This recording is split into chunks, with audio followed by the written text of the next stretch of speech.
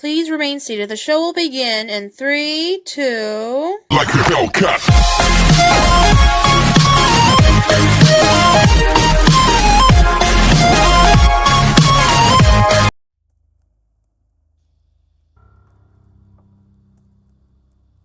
It was the year of 2006, and I had just graduated from university. I was casually sipping my cup of coffee in my apartment late one night when I received the news that my uncle had passed away in his sleep. My name is Josie, and I was 22 at the time, in the small town where I was born and raised, and furthermore had lived in before leaving for college. Within the last 5 years, it had taken a huge decline. There had been numerous missing persons cases, and primarily a majority of them were young children between the ages of 12 months to 13 years of age. There were no leads as to why this was happening. There were never any witnesses, and it all had to occur late at night, as usually everyone was asleep in their beds.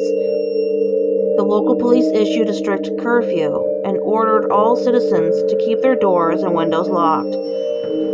Police would always patrol the streets in hopes of capturing the culprit. Now, I was never one to believe in ghosts or in the supernatural, but growing up I had always heard stories about the toy maker. His name was Vincent Hathorn. Vincent Hathorn was the town's most beloved, highly respected figure of the community, who for half a century made it his mission to bring joy to orphan children, as well as those that had contracted terminal illnesses. He ran his own factory, and it was a very successful business. He often would frequent the town and the town's hospital, delivering toys to all the children, especially those who lived in the neighborhood. Things were going extremely well up until one fateful summer night in August of 1993. Little Aaron Mitchell was the first missing persons case in Roswell County, a boy with stage 4 cancer to have vanished from his bedroom. There was no sign of forced entry, but his window was mysteriously opened. The police, even the boy's parents, were perplexed by this, seeing as it's not like he could have climbed or jumped down safely.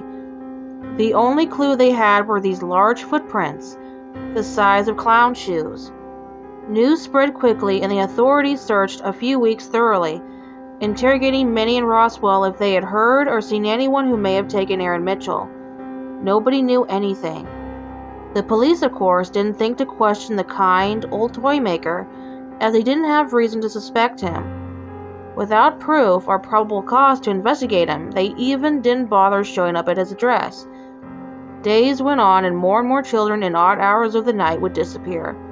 Their windows would be left open, and there would be just a trace of the same footprints imprinted in what was presumably red paint. The footprints would either be found on the wood or carpeted floor of the children's bedroom, or a trail of them leading out into the forest. But the footprints would eventually lead the police only to a clearing, and they would stop. It was then on October 31st, 1997, that the police went to Vincent Hathorn's toy factory and supposedly had evidence to convict him for the crimes of kidnapping, imprisonment, and possible homicide, making him responsible. This is only hearsay, as any records or documentation or a single police report were either discarded or redacted. No news story was even published. What happened to the toy maker remains a mystery. Some say that the victim's parents had took matters into their own hands and killed him themselves and disposed of his body. Others say that the toy maker had probably left town and went into hiding. For 10 whole years, the town's prosperity slowly plummeted, and eventually many people moved away for better job opportunities.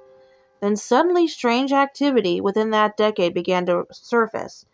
Ever since the toy maker had supposedly disappeared, or more likely had perished, the remaining children in the neighborhood, which was like around 15 to 20, started having these episodes, like they would go completely off the deep end.